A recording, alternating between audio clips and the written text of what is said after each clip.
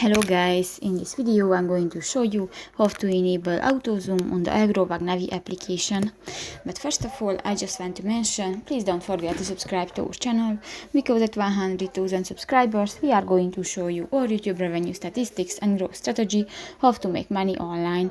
So let's jump into it. First of all, open the application on your device.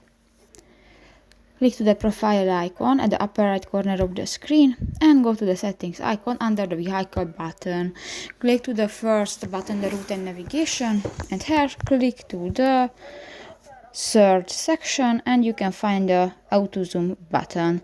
If you want to enable, just click to the next black circle, and if it will be turned blue, this function will be enabled, so you can use the auto zoom function.